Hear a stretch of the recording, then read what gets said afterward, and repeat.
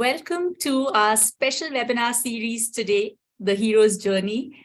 So good to see you all. As you all are coming in, do share with us where you're joining in from. Do share your names with us.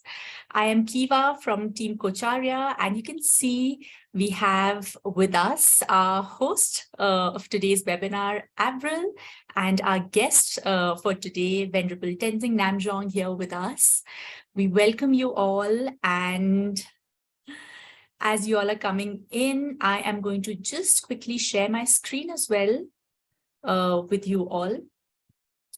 Do keep using the chat box to share with us where you're coming in from, what you are looking forward to in today's special series that we've got for you called The Hero's Journey, which our lovely Coacharya alumna Avril is going to be hosting with our special guest, Venerable Tenzin Namjong.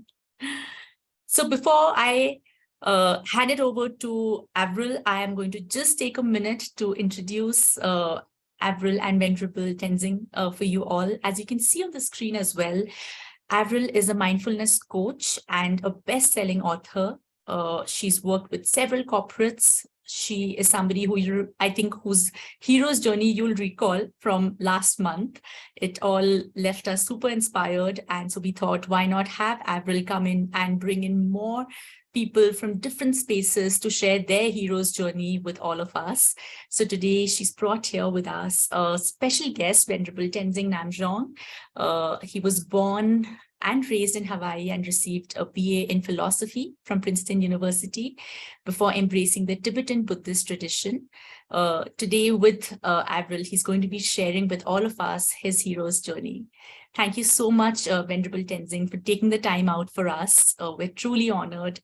This feels like a very, very special webinar, and we appreciate you taking the time out for all of us today. So I welcome you all again, and I'm going to now hand it over to Avril. Thank you so much, Kiva. It's always a hard act to follow when you're hosting these things because you're so at ease with it. But thank you for the introduction. And good morning, Venerable. I believe it's good morning. It's 5 something in Hawaii. What time is it? 5:33. 5:33. Okay. Thank you so much, first of all, for waking up at this unearthly hour to be with us. The time difference is staggering, but I truly, truly appreciate you being here.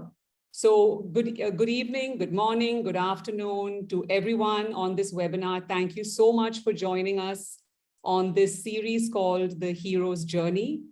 So basically, the intention of this series is to capture remarkable journeys of ordinary people doing extraordinary things with their lives in terms of the journey they have taken so far in this earthly body.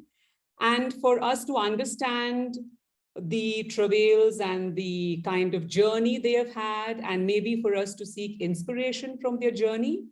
So today we have somebody who is very, very, very close to my heart. I will introduce him the way I know Tenzin Namjong. So he's my teacher, he's a very close friend, and I regularly seek advice from him. And in his inimitable way, he keeps me accountable spiritually and as a person in my self-development in this journey. He has a lot of compassion, a lot of skill. And when I first turned to Buddhism and embraced Buddhism, he was the one who would literally tutor me every week, taking incredible amounts of time from his busy schedule in Sera Jey Monastery in Bailakuppe, which is near Mysore in Bangalore. He's currently on vacation in Hawaii, his home country.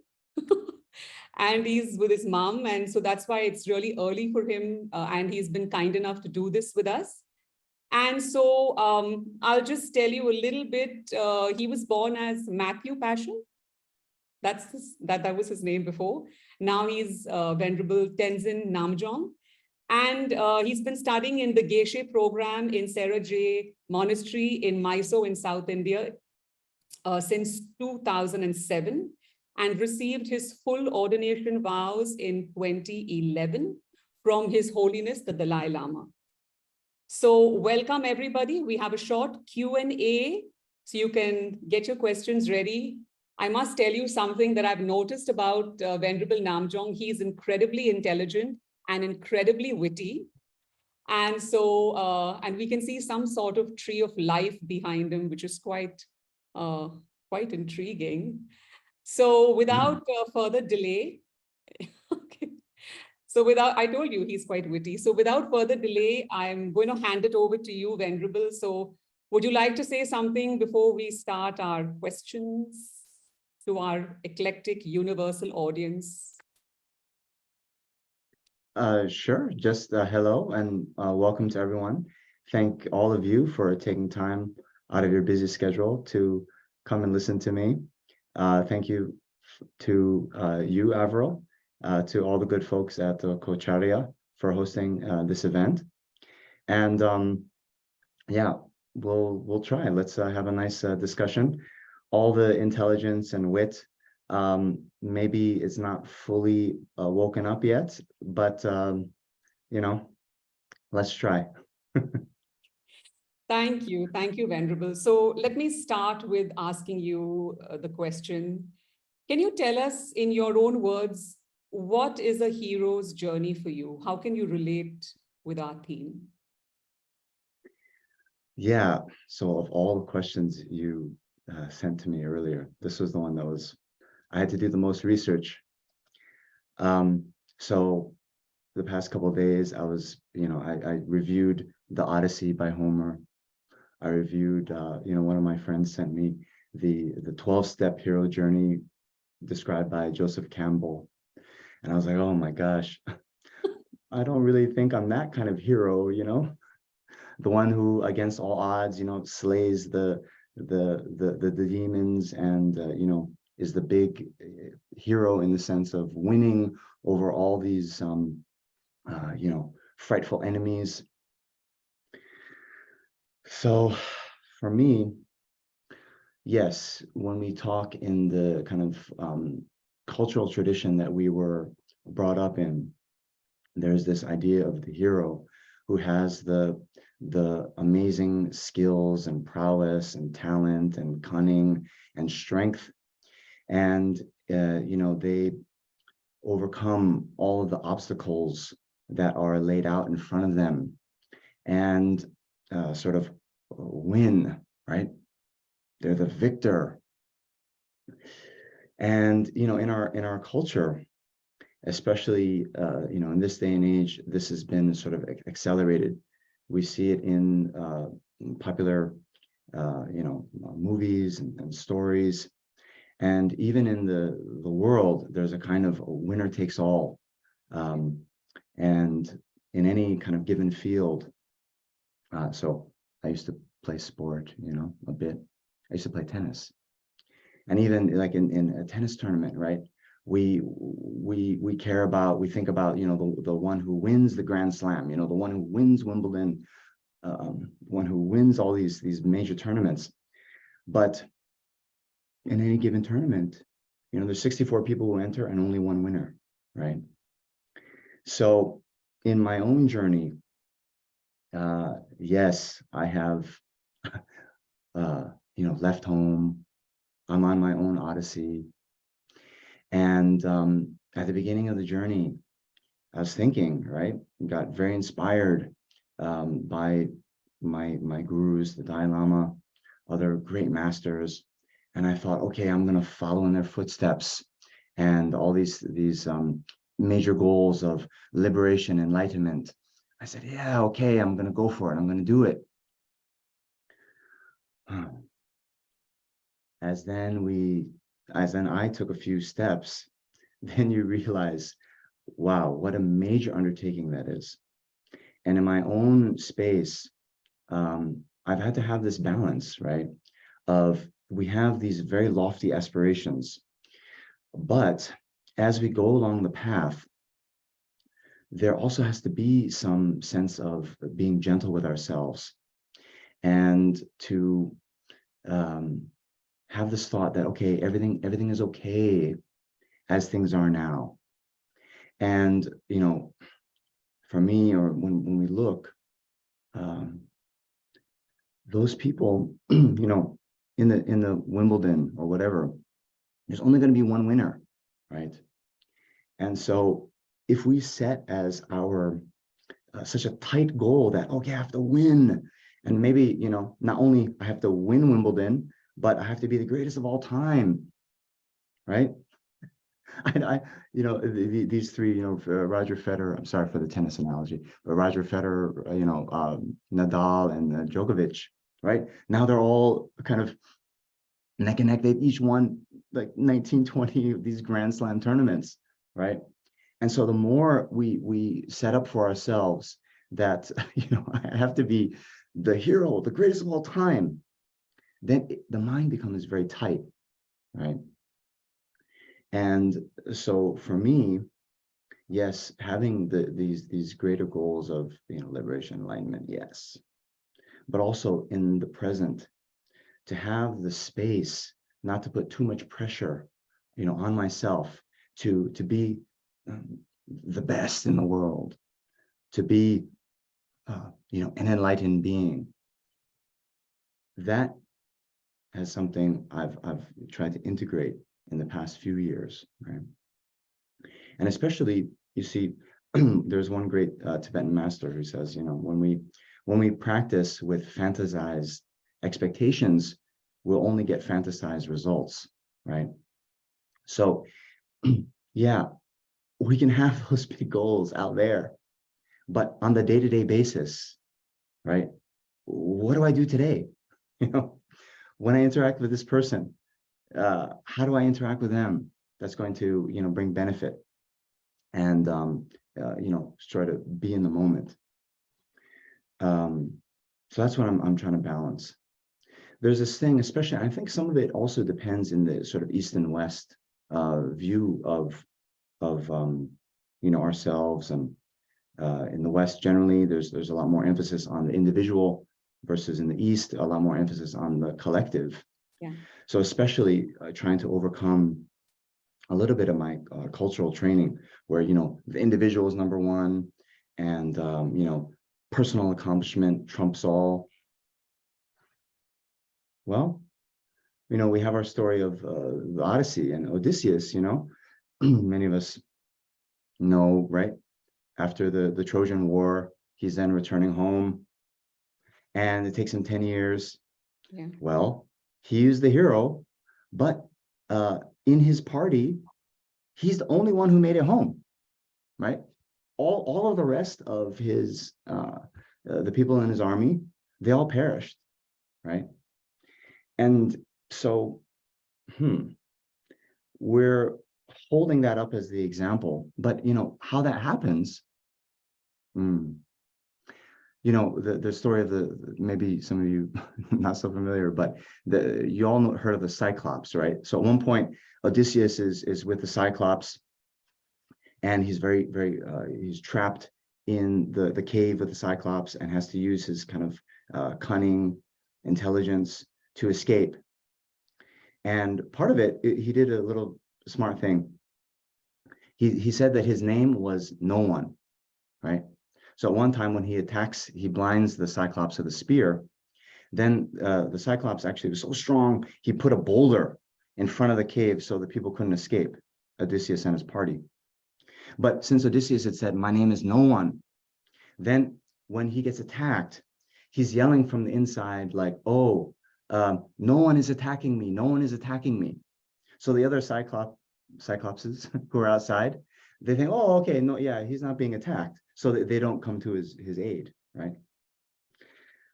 But as finally he's leaving, right, Odysseus, out of pride, says, hey, by the way, to the Cyclops, yeah, I am the great Odysseus, and I'm the one who, outsmarted you, and now I'm leaving.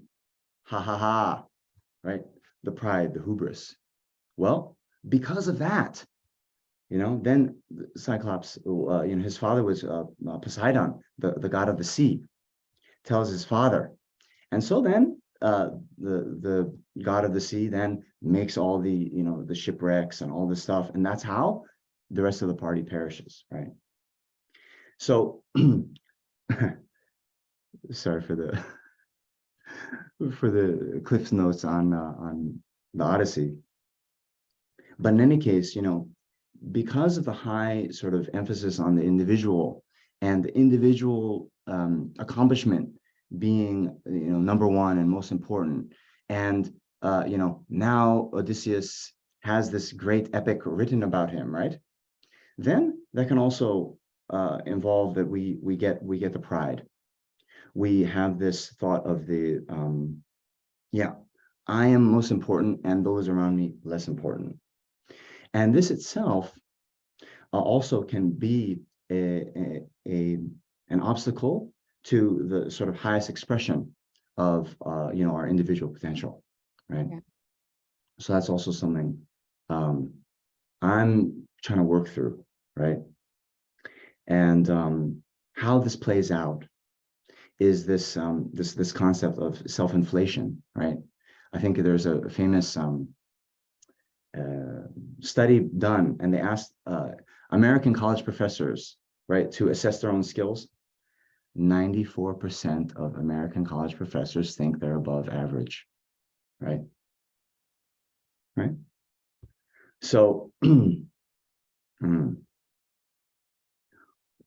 sum, yes, we have these big goals. We have to work toward those goals. But in the present, having that at the kind of foremost, that we then think, I have to be the victor, I have to be the best, I have to become enlightened, it can put a lot of pressure. Yeah. That pressure itself can prevent us from achieving, right? Yeah. So this balance between being gentle in the present moment while working toward the goals is something that that I'm trying to do. And having this thought of, the hero not necessarily being the victor, but just small h hero, like I'm the protagonist in my own story. Protagonist sounds a lot, okay. not as much pressure, right? Yeah. And yeah, enlightenment, no enlightenment, okay.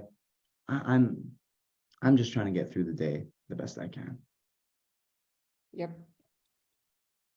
Wow, that was quite an answer. I mean, it really encompassed so much, but I like your take on being the hero of your own story and having your own path. And thank you for that. I'd like to ask you, what sparked, the shift for you to leave your life behind in New York and London and to come to India to study Buddhism? Well, what sparked my shift was suffering. Okay. Well, yeah, okay. So, yeah, I think I don't know how much of it came out in my biography, but yeah, I graduated from Princeton. Actually, I studied philosophy in part because even from a young age, I was interested deeply in the question about how I should live my life. I think part of this was shaped by the fact that my beloved father, he passed away when I was quite young. And so already from a young age, seeing the mortality of my father, then asked me, okay, well, what am I doing here? What kind of life should I lead? And then studying philosophy in part was driven by that inquiry. In the course of my university studies, however, I did get disillusioned with academic philosophy because the things that were inspiring about, how I should live my life, then when you get into more advanced level courses, it gets so focused on these kind of minutiae, these kind of academic points that I felt were divorced from the questions that were really inspiring to me. And so what to do? At one point, I thought I was going to be a philosophy professor. And then when that fell away, well, go work on Wall Street, right? Like so many of my classmates. then, you know, try to make money, try to have a career. And at one point, you know, I was making decent money. I was, you know, traveling on expense account, staying in fancy hotels, eating out at fancy places, all the things that, you know, society values so much, right? And yet, a lot of stress, no mental peace. And so one of my colleagues actually had recommended that I start to do yoga as a stress relief and for my health. So I started to go, and through yoga, I got into meditation. And through all of this, I found a lot of peace, which was, yeah, surprising to me. Because at one point in my life, you know, I was raised Catholic. Then during university, I sort of became atheist, and I even had a negative kind of view toward all this, like kind of mumbo jumbo, or, you know, wishy-washy, frou-frou stuff. But then through my own experience, practicing, wow, I could see, wow, there's something's happening here, something's working. And so through my own experience, having some peace come through a very few first steps down the path of yoga and meditation, I decided to go deeper and deeper. At one point then, you know, I left my job. And at that point, I thought, hey, you know, I got to really figure out what I'm going to do with my life. So I actually moved back to Hawaii, and I had this thought I would sort of reprioritize the things that had been important to me, but I didn't have time for, or, you know, working 80 hours a week in New York and London. So I came back here. At one point, I was a musician, right? And so I was playing music around town. I used to write a lot more than I do now. So I was doing a lot of creative writing.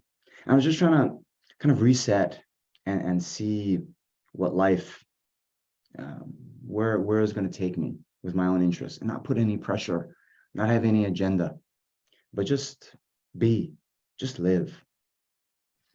And after about 6 months living here, it was good. I had my yoga practice. I was playing music around town, but I figured, you know what, if I'm really serious about this, I should just go to India and study yoga. And so I bought one of these around the world tickets, and I was traveling in Asia, and I wanted to really explore the different traditions that are found in Asia. So I stayed at a Zen monastery in Japan. I went to Thailand, stayed at a monastery and Vipassana center there. I stayed at a yoga ashram in India. I also went to Bodh Gaya and did a 1 month Vipassana retreat there. I went to Dharamsala, met His Holiness the Dalai Lama for the first time. Oh, sorry, when I say met, it wasn't like, hi, how are you? I went to a public teaching where there was tens of thousands of people, and I saw him from a distance, okay? But in any case, yeah, that's what sparked me through suffering, wanting to find, hey, what should I do with my life? Having some hypothesis through some experience that, hey, maybe yoga and meditation is going to be good for me. Maybe it's going to be instrumental in attaining the inner peace that I was seeking. And then just pulling the trigger and saying, okay, if I'm serious about this, I'm going to go. So, yeah. Okay. Wow. So that's quite a journey, going all over Asia and studying different traditions, and then coming to India and seeing His Holiness among tens of thousands of people. And thank you for that. It was quite vivid. So would you mind walking us through the time when you decided to become a monk? Like what preceded this decision? Because it's a huge step, right? Especially in the tradition you are, in the Gelug tradition, because, you know, you have to study for like 20 years. Philosophy, which is not easy. I'm still lost with Buddhist philosophy, even though you've tried very hard to teach me. I'm like a leaky pot. Yes. Thank you for well, Well, hey, no, I'm also having problems with the philosophy. Don't worry. I don't think so, considering that you Mm. stand first or second in your class and on a regular basis. I don't think so. And that too in Tibetan. So Well, you're very humble, but yeah. Could you just explain to us? yeah, so basically the decision to become a monk, right? So I was already living in India for a few years, and I got to the point where everything that I was studying, I believed in, right? So I believed in liberation, enlightenment. I thought this was, possible. And I thought, okay, let's go for it. And the thing with becoming a monk is, yes, there are sacrifices you make, but generally it's about sort of arranging your external life, where a lot of the external worldly concerns you sort of put aside and devote yourself wholeheartedly, single-pointedly toward your study and practice.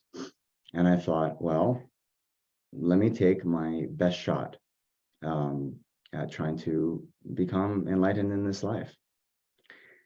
And yeah, I had the external conditions that allowed that to happen. I had the internal conditions of having, faith and meeting the teacher. And so then when those things align, upon consulting with my teachers, they encouraged me. And so I, how should we say, took the plunge. I went for it. Yeah. Took the leap of faith. I don't know. That's what they say. Mm-hmm. Okay. Yeah.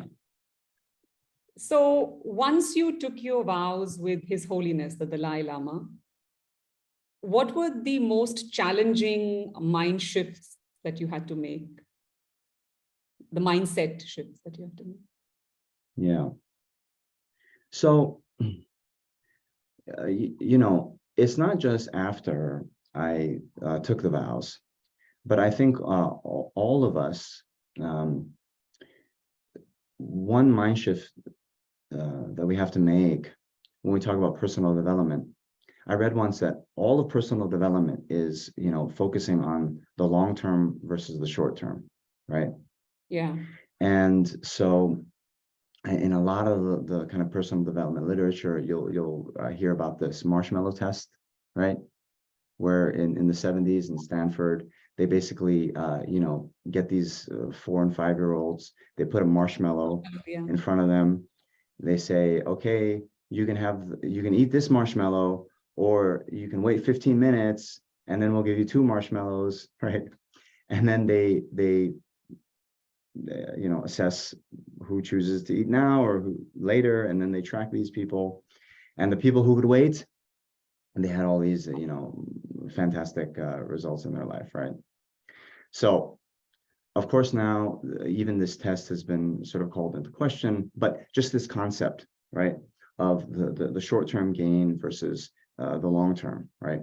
This notion of delayed gratification, right, it comes up. And so it comes up in many times, right? Whether we choose to, sit on the couch and binge Netflix, or we go out and get a run, right? Whether we choose to, spend today, amass all sorts of, credit card debt, right, to enjoy this life, or whether we save diligently, and budget our finances well. So this thing is coming up again and again and again, right? These choices we have to make. So in general, right now, in Buddhism, right, it's the ultimate long-term thinking, right, where we have past and future lives.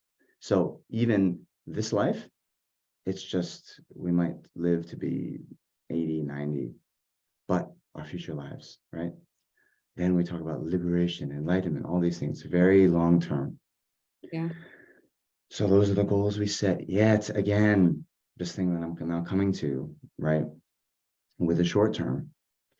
For some time, especially at the beginning of my journey, there's a lot of energy, right? And one can, with that energy, endure a lot of sacrifice. But, you know, as they say, if you want to go quickly, go alone. If you want to go far, then go with others, right? I think that's an African proverb.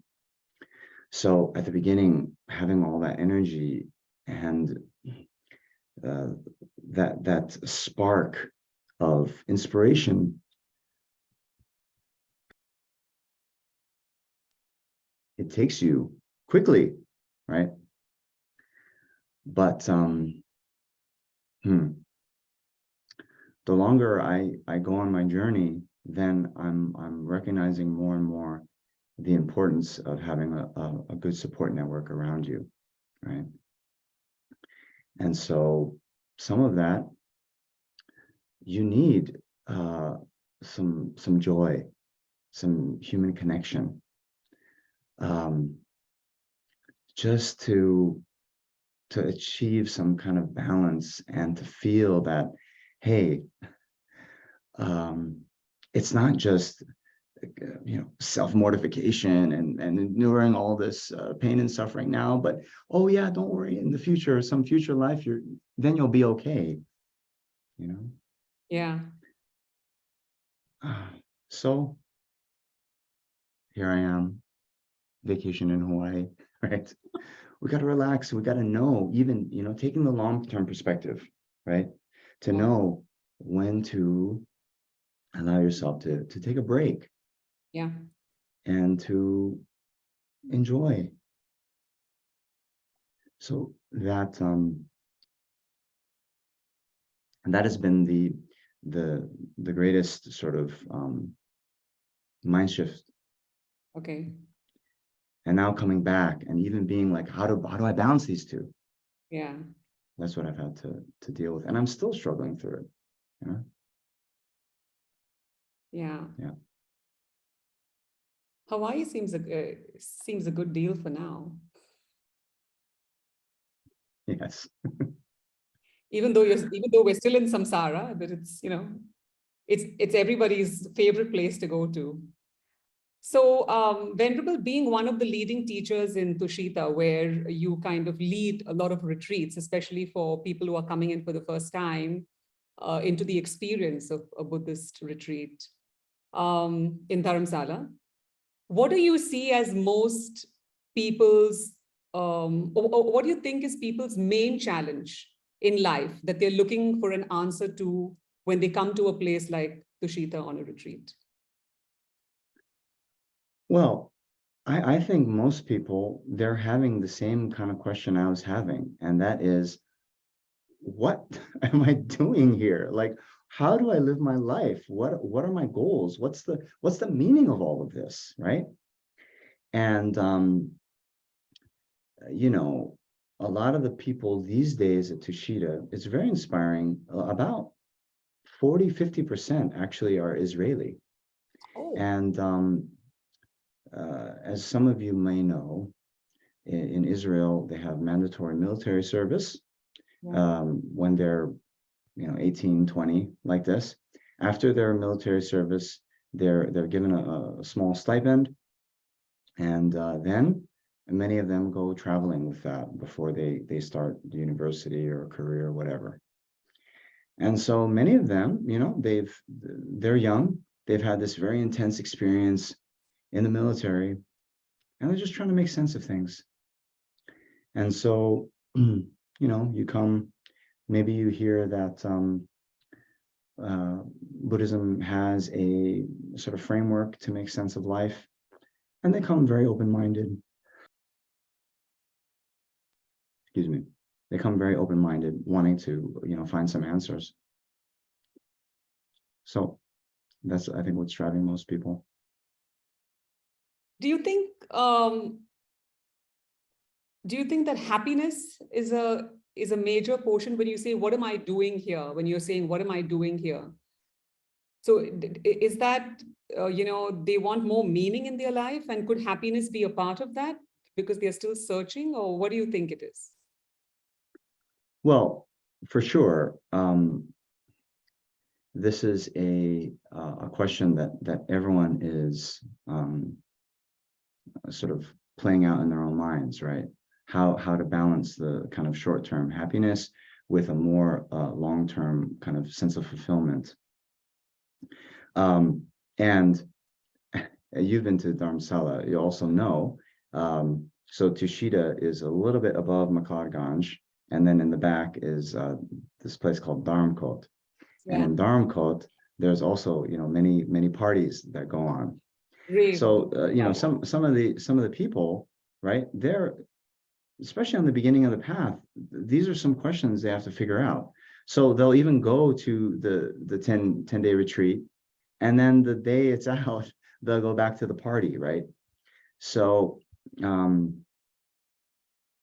yeah, we all have to kind of think about how these two are going to play and how to balance them in our lives, and especially at the beginning, it's hard to figure out, right? And especially you know, our previous backgrounds. Hey, you know, I used to enjoy, you know, a night on the town, let's just say, right? So me too, after some of my retreats, trying to then make sense of it. You know, what do you do, right? One great American meditation teacher, Jack Kornfield, he wrote a book, After the Ecstasy, the Laundry, right? So you have this meditation experience, maybe, might be very blissful, but then after you come out of the retreat, what do, right? You're going back to your everyday life, and those habituation that we've had from before, or you go back to your own country, and you know, you're the only one in your peer group that meditates, and your friends are calling you up again, hey, let's go out. Yeah. Oh, what do you do? So this is all a question that you know, we have to go through. Okay. So on this webinar right now, we have like a really diverse audience. We have coaches, mentors, you know, individuals from different walks of life, many leaders in their chosen field. I'm wondering if you could share with us one thing that Buddhism advocates that can benefit everyone here. Well, that's easy. Yeah. Kindness and altruism, you know, this thought to benefit others. And yeah, that's gonna benefit everyone. Like His Holiness the Dalai Lama says, right? If you want to be happy, practice altruism. If you want others to be happy, practice altruism, right? So definitely that. But just in the phrasing of this question, I'll say one thing else, right? You say that there's many leaders of their chosen field, okay? So the other bit of advice is, if you are the leader of your chosen field, don't think too much that I'm the leader of my chosen field, okay? It reminds me, there's a quotation in the Vajracharika, or the Vajrakara Sutra, where Subhuti, this disciple of the Buddha, at one point he says, you know, I was predicted by the Buddha to be the foremost arhat. So arhat means someone who's attained nirvana, right? Someone who's abandoned the afflictions completely. It means not possible to get angry, not possible to have jealousy, not possible to have pride, right? But he says, so I was the one predicted by the Buddha to be the foremost of the arhats, one who's abandoned the afflictions. But I do not think I am an arhat, the foremost of those who abandoned the afflictions. If I were to think I am an arhat, the foremost who's abandoned the afflictions, I would not have been predicted by the Buddha to be the arhat who's foremost in abandoning the afflictions. Okay. So that's something I think is also very important to keep in mind, right? The sense of humility. Even the Dalai Lama is so much emphasizing, right? Although he is, you know, the Dalai Lama and kind of universally acclaimed and loved, he says when he meets people, he doesn't think, oh, I'm the Dalai Lama, I'm this great scholar, yogi, practitioner, but he tries to connect with people just on a very human level, right? Human being to human being. And he often mentions, he just considers himself to be one of the 7 billion humans on this planet. Yeah. And then when you have that thought, okay, so the flip side, I am the Dalai Lama, I'm the best in my field, I'm like this, then you're already putting up some kind of separation between you and the person you're interacting with. So instead, just connecting on a human level. I'm a human being, I'm going through my struggles. Hey, you know what? This person is too. We're the same. Okay, given that, how can I help them? What do they need right now? And be open to that. Yeah. Thank you for sharing that, because this ties in so well with what we do as coaches, having unconditional positive regard for people, not judging people, looking at people as equal. So having kindness, having compassion, having, altruism, like you said, it fits in so well. And yeah, I think what you said about leaders is so true. Leaders need to have emotional intelligence. They need to understand people more and not lead from a place of ego, but lead from a place of service. So I really appreciate what you said about that. So Venerable, since you moved to India 18 years ago and you became an ordained monk 16 years ago, what is the most special thing about Indian culture and people that you like, on a lighter note? I'll tell you, the prevalence of and ease of getting vegetarian food in India. Really? Yeah. So you might not appreciate this unless you've been to India, but in every Indian restaurant, they have it so clearly marked, a vegetarian section versus non-veg. Yes. Even all the packaging, it has a green dot. Yes. if it's veg, right? Here in the US, I'm having to read labels. Oh, is there this, right? It's not always clear, right? And so that is just a kind of signal that the whole culture, it is thinking about these things, right? The food I consume, right? Where is it coming from? Is it made from having to kill an animal, right? And so the fact that this sort of pervades and permeates the whole culture is something very, very unique and special in the world. And that shows a lot about the mentality of the Indian culture, where this concept of ahimsa, nonviolence is, firmly rooted in the whole culture. And that's what I think is, wonderful. Thank you. So can you explain to us briefly, how does Buddhism explain the concept of the self and the nature of the mind?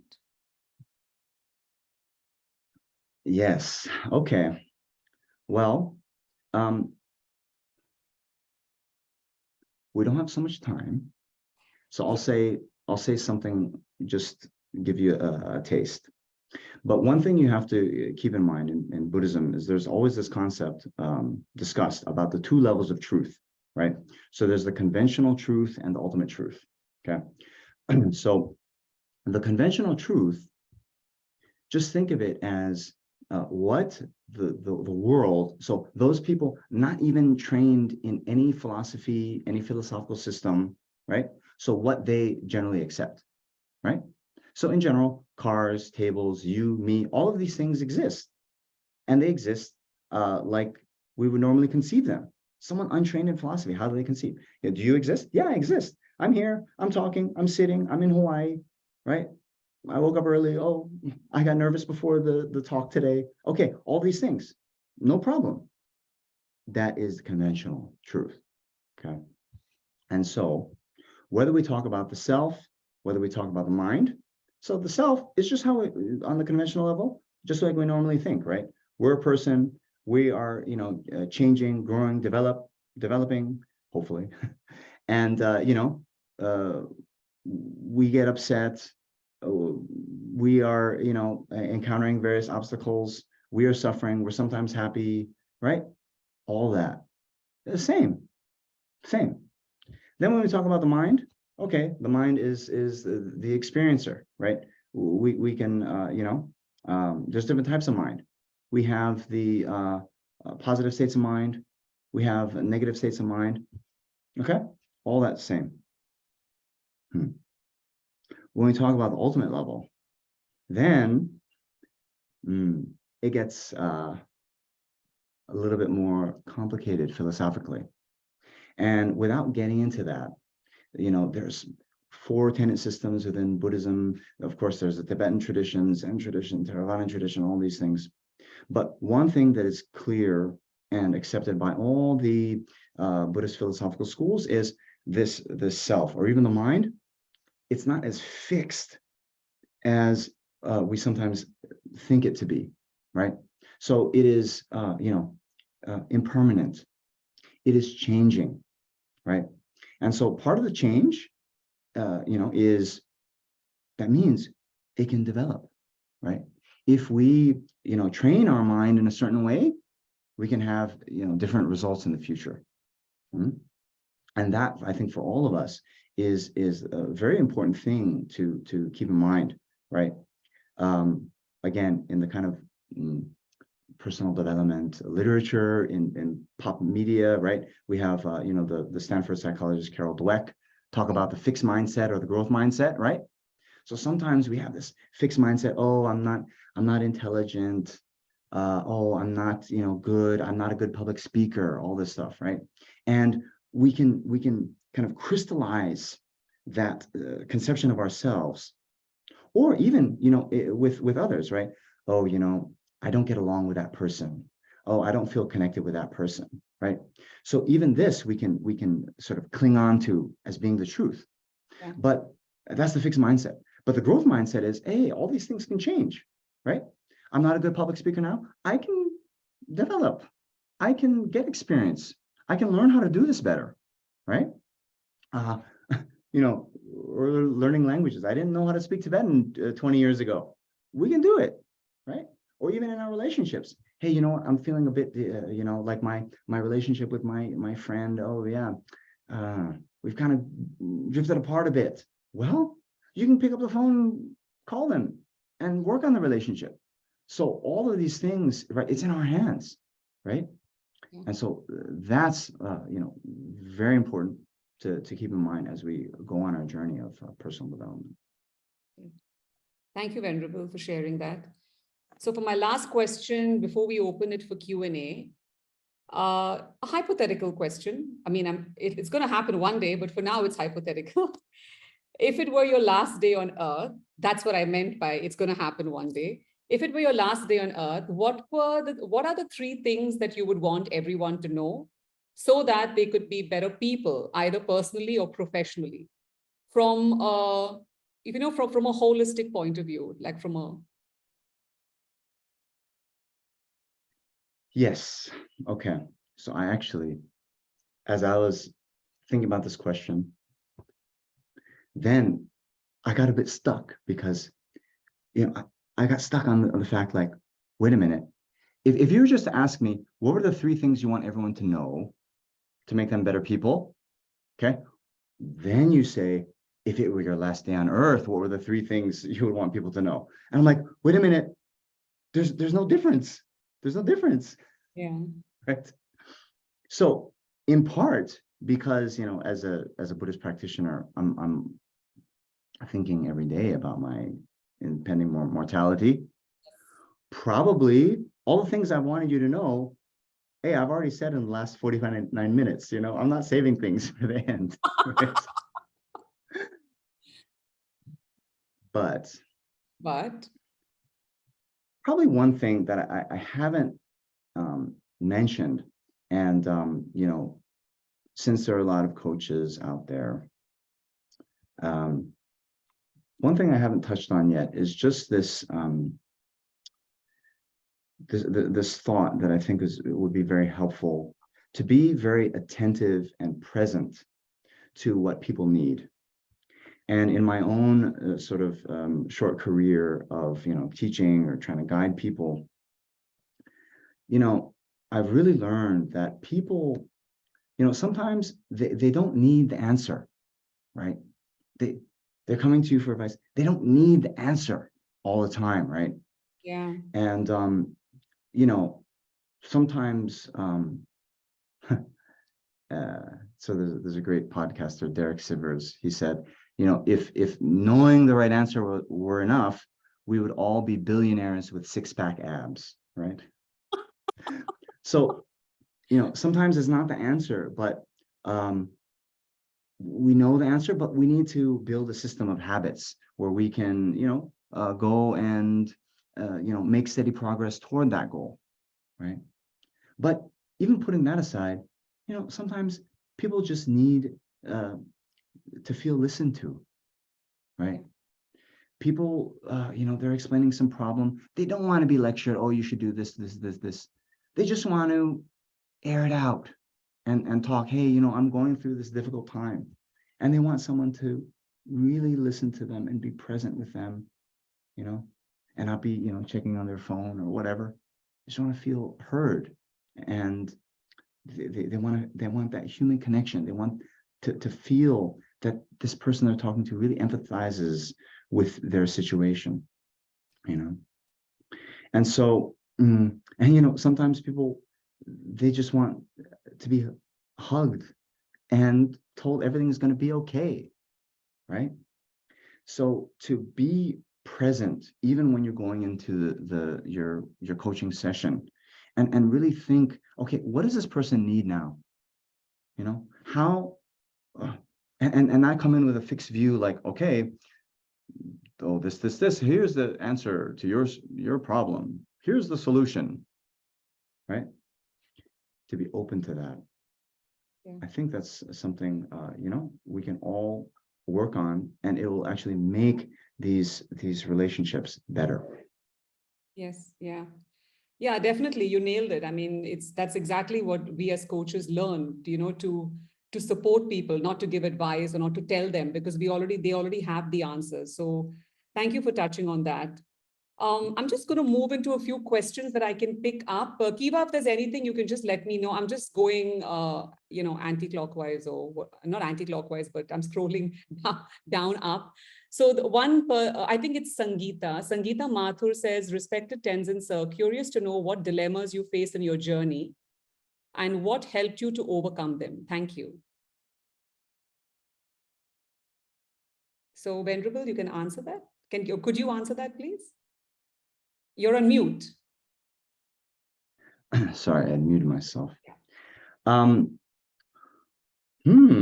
Well, some of this I touched on already with this dichotomy of the long versus short term, but on a more practical level, I'm part of a 19 to 25 year study program. And as I mentioned, at the start of the journey, when I was thinking, I'm really going to go for it, liberation, enlightenment, yeah, and I had all that energy. To be very honest, this Pareto principle, right? The 80-20 rule, right? That 80% of your results are coming from 20% of your effort.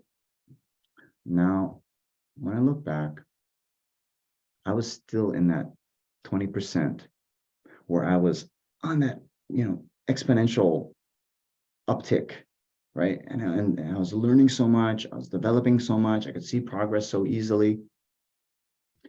And now, right, after the ecstasy, the laundry, now I definitely have seen my own development sort of plateau, right? And now I'm in that phase where it's that 80% of the effort to get that last 20% of the results. Yeah. And when that happens, when the honeymoon period is over, then a lot of questions are coming, right? Well, I'm on this long-term program, and is this really serving my needs the best way now? right? Is there another kind of situation or scenario which would be better suited for my growth, right? And, I've been on this highly academic sort of endeavor. Well, are there other ways of growing? Are there other ways of practicing? Are there other experiences I could have that will more round out my development? And so what did I do to overcome them? I haven't overcome anything. I am thinking about this, day to day. And, in part, in the past few years, I've been trying to, round out my experience by, listening to Derek Sivers and some of these other, the more kind of popular sort of personal development blogs and podcasts and all that. But also, as I've said, just allowing this uncertainty, giving it space, and not feeling, I have to have all the answers right now. And not feeling like, oh my gosh, now I'm having these doubts whether to continue, and that being such a big deal, right? Allowing myself just to be open and having a kind of, again, the long-term perspective, everything is going to be okay. And just trying to take care of the present and take things one step at a time, right? One day at a time. And then, yeah, do the same thing again tomorrow. Okay. There's a lady called Andalusia Stefan who's asked a question. How does coaching, which is so non-directive, especially under ICF rules, interlace with Buddhism, which is so strict? So do you want to comment on Buddhism being so strict? Yeah. So I don't think Buddhism is so strict, right? You see, one major difference is, it's not that there is some God or even the Buddha who's sitting on a cloud with a clipboard and, oh, you stepped on an ant, okay, -10 karma points, right? But what the Buddha taught, he taught cause and effect, right? And with anything, it is, if you cultivate certain causes, you're going to have certain effects, right? So just with diet, right? It's not that if you have the sugar donut or you drink the soda or all this, that you're a bad person or, you're going to be punished. But given the context of your fitness goals, your overall health, eating sugar has certain effects on the body. So if you don't want those effects, hey, maybe you should think twice about eating sugar, right? So it's like that. So, in general, what the Buddha is talking about is there are certain destructive states of mind, anger, jealousy, pride, attachment. When you have these states of mind in an uncontrolled way, those will propel you to do actions that will not be constructive for you and those around you. So because of that, here's some tools where you can work with your mind such that the negative states of mind won't be so strong and you can gain control over that. But when you slip up, it's not that you're a bad person. It's not that these negative states of mind, they're not fully under control yet. So then, hey, try again next time. So for that reason, it's not like this whole rule book and you have to follow all these rules. Otherwise, Buddha's not going to like you or you're going to, go to hell or something like this. It's all sort of putting it into, your world, your decision. What's the kind of life that you want to live? Yeah. And taking responsibility. Yeah. I just want to add something here based on, what Anda just said. I think the principles of Buddhism, which revolve around non-judgment, compassion, mindfulness. I think those relate to coaching really well. I mean, yes, everybody tells me the same thing, that, Buddhists are very strict and you guys are so depressing. You talk about death all the time and it's like, karma. But I think those are, like you very well explained. I don't need to explain those because you did a great job and you know much better, you know much more than me.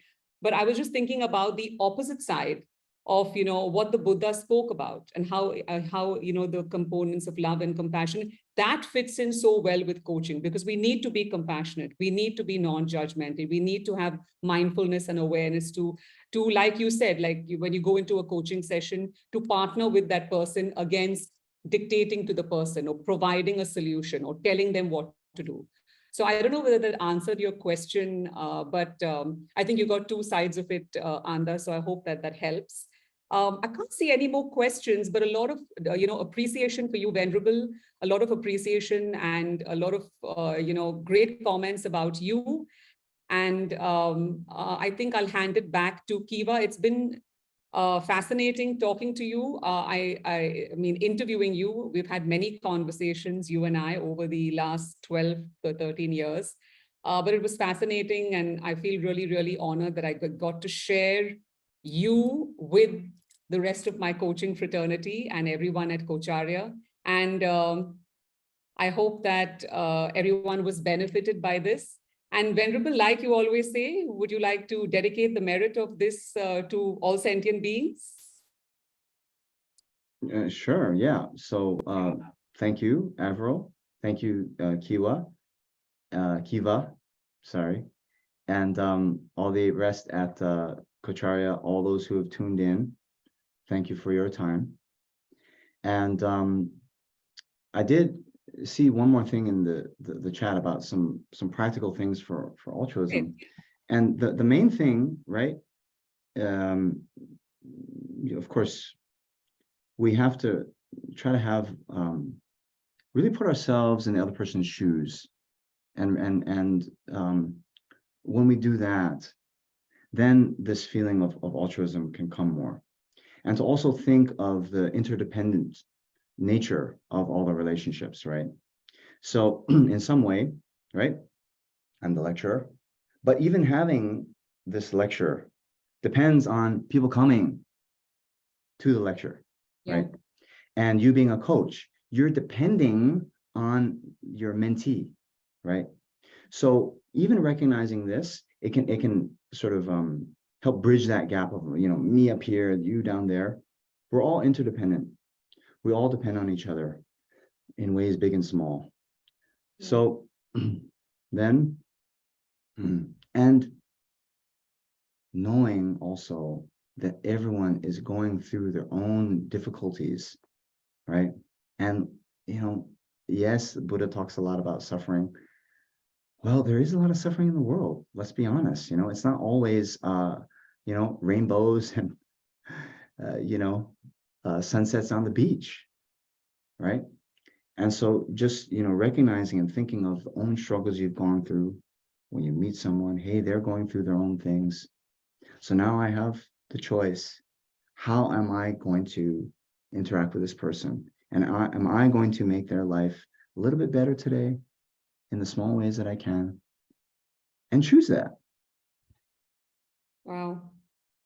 Thank you, Venerable. So I just want to end with a one sentence that, that I know you said that, that your hero's journey is really like yours, like a small piece of this whole thing. But I mean, I've seen you for, a lot, many years, and you truly epitomize to me, a hero's journey from where you were and to where you are now. And you've truly been an inspiration to me. So the first person who I wanted to feature on this podcast was you, because you are somebody who I always equate with having so much to offer, but you're very humble. And so for me, you're like, in yoga, you have the humble warrior pose. So for me, you're like the humble hero. So I'm very happy that you did this. And thank you for your blessing and for your great interaction. And a lot of people, there's a lady, Jennifer, who said that you're a natural coach. I think you are, because I mean, I know that in our center, everybody comes to you with all their problems. Out of all the venerables, they come to you because you can talk to anybody and you understand people at a very deep level. So thank you for that. And Kiva, thank you. You've been wonderful as usual. Thank you to all the Coacharya fraternity and everybody who's tuned in here. I hope you had benefit from this. And tell your friends about the hero's journey. It's happening every month. And thank you once again. I don't know whether Venerable is going to go back to sleep now, but it's a brand new day in Hawaii. Yeah, no more sleep. No more sleep. I'm too revved up now.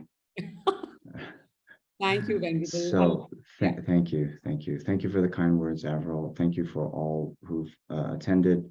I hope you received some benefit, and yeah, best of luck in your journeys as well. Thank you. Thank you so much, Venerable Tenzin. Thank you so much, Venerable Tenzin, for joining us today, and Avril for hosting this webinar series. A truly enriching conversation, and I think a lot of takeaways for everybody, be it from the coaching community or from outside. So just very, very grateful to you, and thank you to all our participants for joining in.